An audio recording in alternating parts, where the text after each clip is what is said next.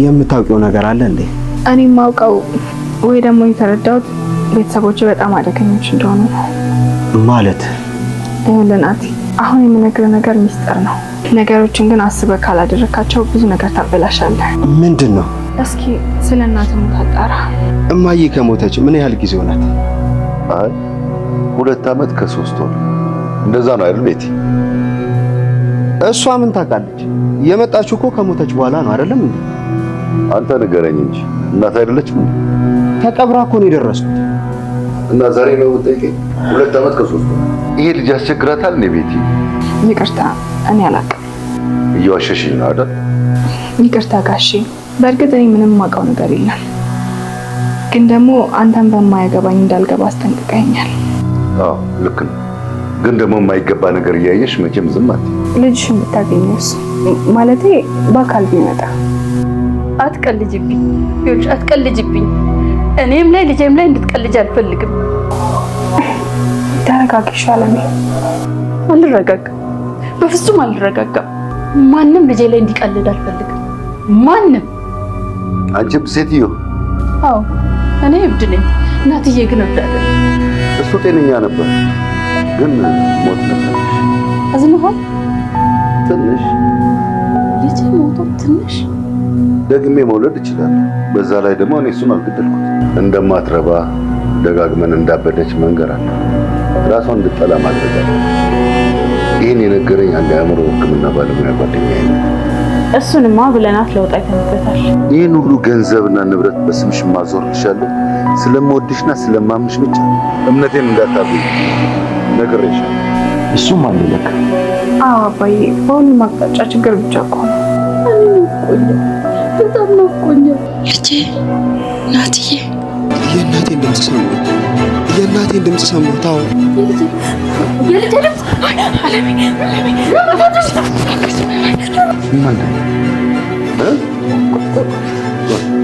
ማን ነው?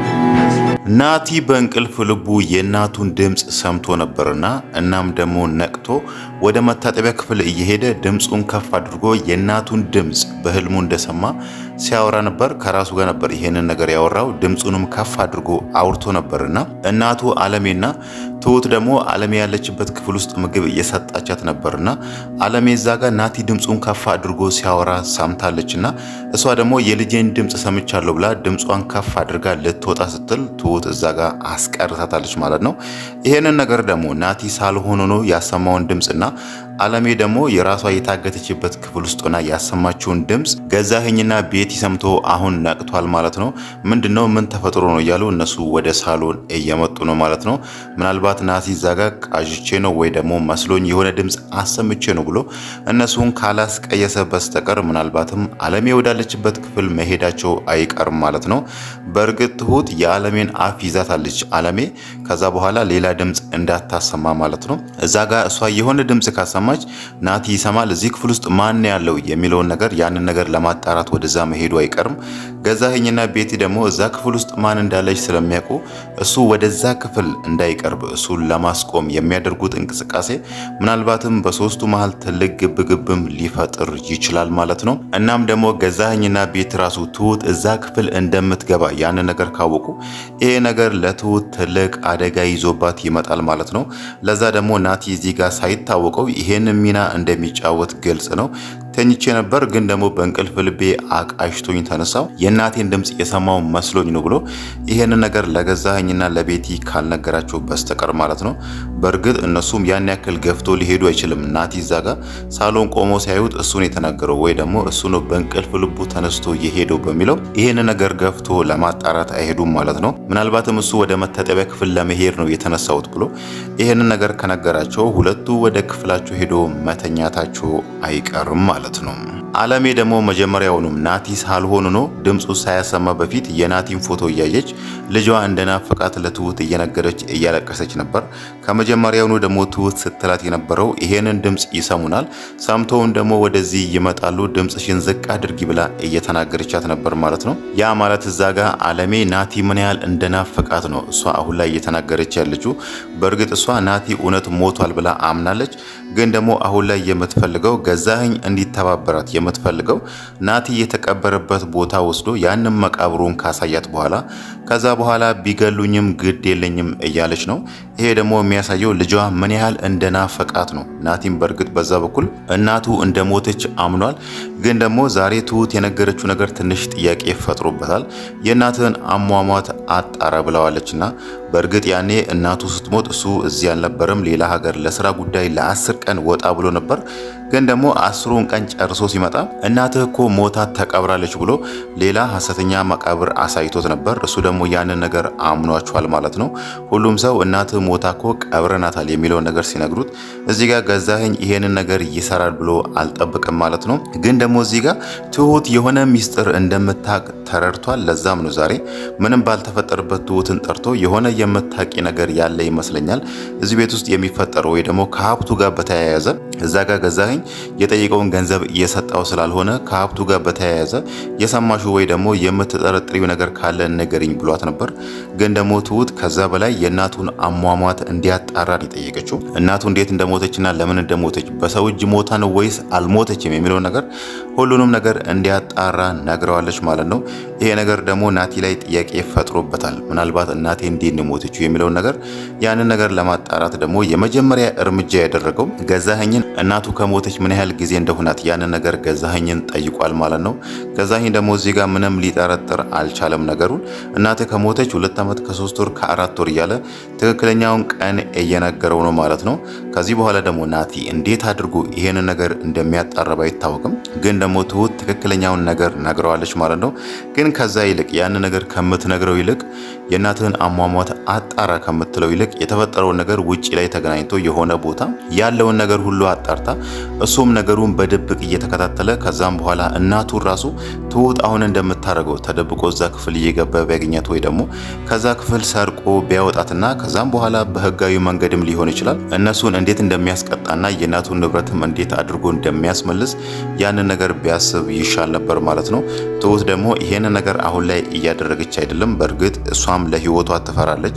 ገዛኸኝ ምን አይነት አደገኛ ሰው እንደሆነ እስካሁን ተረድታለች ማለት ነው። በእርግጥ ቤቲን ባትፈራ ራሱ ገዛኸኝ ደግሞ ይሄን ነገር እያደረኩ እንደሆነ ካወቀ እኔንም ያጠፋኛል የሆነ ነገር ያደርገኛል የሚለው ነገር ስለሚያሳስባት እሷ ገፍታ ይሄንን ነገር ልታደርግ አልቻለችም ማለት ነው። ለዛም ነው ናቲ ራሱ አባትህን በዚህ ልክ አትናቀው ብላ ይሄንን ቃል እየነገረችው ማለት ነው። ያ ማለት እሷ የሰማችው ነገር አለ።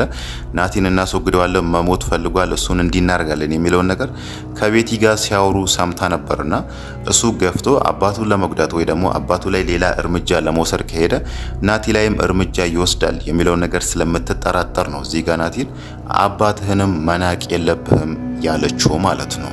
ቤቲ ደግሞ የናቲና የትሁት መገናኘት እሷን ሌላ ነገር መስሏታል ማለት ነው። ቤቲ አሁንም ድረስ ናቲ ላይ ተስፋ አልቆረጠችም። የአባቱ ሚስት ሆና አሁንም እሱን እንደምታፈቅር ነው እስካሁን የተረዳ ነው ማለት ነው።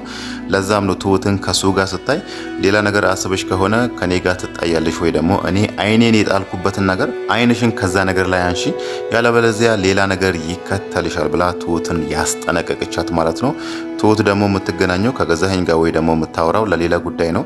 ቤቲ ደግሞ የመሰላት በመሃላቸው ሌላ ግንኙነት ሊፈጠር መስሏታል ማለት ነው። በተለይ ይሄንን ነገር የጠረጠረችው ናቲ እዛ ሳሎን ቁጭ ብሎ ቤቲን ጥሩ ሰራተኛ አግኝታችኋል፣ በጣም ጥሩ ሰው ትመስላለች የሚለውን ነገር እዛ ጋር ትሁትን እያሞጋገሰ ሲነግራት እሷን የመሰላት በቃ ትሁትን ፈልጓታል፣ ወዷታል። እኔ እያለው እንዴት እሷን ያያታል፣ እኔን ማሞገስ ሲገባው እንዴት የቤት ሰራተኛ ያሞግሳል የሚለው ነገር ትንሽም ስላበሳጫት ነው አሁን ላይ ትሁትን ያስጠነቀቀቻትና ድጋሚ ከሱ ጋር እንዳላይሽ ወደ ሳሎን ራሱ የምትመጪው ምግብ ለማቅረብ ከሆነ ነው እንጂ እሱ ባለበት ወደ ሳሎን ብቅ እንዳትይ እዛው ኪችን ሁኚ ብላ ትሁትን አስጠንቅቃታለች ማለት ነው። ገዛኸኝ ደግሞ በቤቲና በናቲ መካከል የሆነ ነገር ያለ ይመስለዋል። ያ ማለት እሱ የሆነ ነገር ተጠራጥሯል። ምናልባት ሊጠራጠር የሚችለው እዛ ጋር ቤቲ ከምታረጋቸው አንዳንድ እንቅስቃሴዎች ነው እንጂ እዚህ ጋር ናቲ ምንም ያደረገው ነገር የለም ከቤቲ ጋር ለመሆን ወይ ደግሞ ቤቲን መፈለጉን የሚያሳይ ምንም ያደረገው እንቅስቃሴ የለም ማለት ነው። ለዛም ነው እነሱን በመጠራጠር ወደ ስራ ቦታ ሲሄድ ራሱ ትሁትን እነኚህ ልጆች በአይነ ቁራኛ ተከታታያቸው እያለ ትሁትን የሚያዛት ማለት ነው።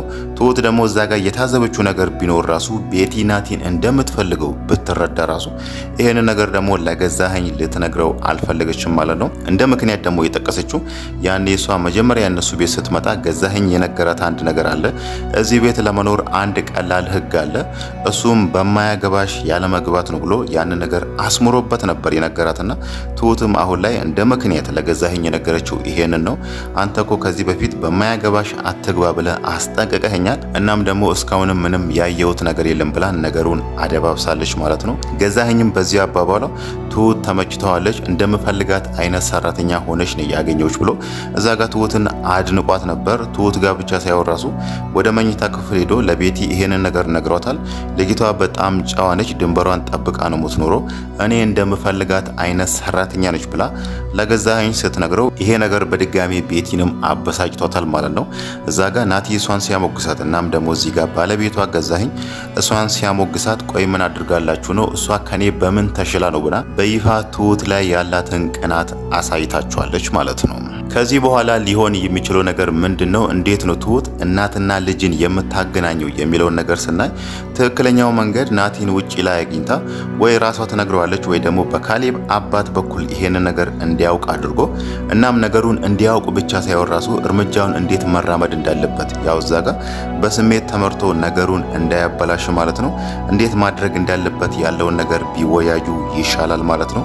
ገዛኸኝና ቤቲ ደግሞ አሁን ላይ አለሜን እየተጠራጠሯት ነው። እንደ በፊቱ እሷ ያለችበት ክፍል እየገቡ እሷን ሲያናግሩ አንዳንድ የምትመልስላቸው መልሶች ወደ ጤንነት እየተመለሰች ነው፣ ሴትየዋ እያበደች አይደለም የሚለውን ነገር ተጠራጥሯል ማለት ነው። ለዛ ደግሞ እነሱ እሷ ላይ ሌላ እርምጃ ከማድረጋቸው በፊት ትሁት ይሄንን ነገር ለናቲ አሳውቃው መፍትሄውን ቁጭ ብሎ ለሶስቱ ነው እሷም የካሌብ መባት ናቲም ሆኖ ይሄን ነገር አሳውቆት ከዛም በኋላ እንዴት እናቱን ነፃ እንደሚያወጣትና እነሱንም እንዴት እንደሚያስቀጣቸው እዛ ጋር እናቱ ላይ ላደረሱት በደል ላደረሱት ቅጣት እንዴት መቀጣት እንዳለባቸውና እንዴት የእናቱን ንብረት ራሱ ማስመለስ እንዳለበት ያለውን ነገር ቢወያዩ ይሻላል ማለት ነው።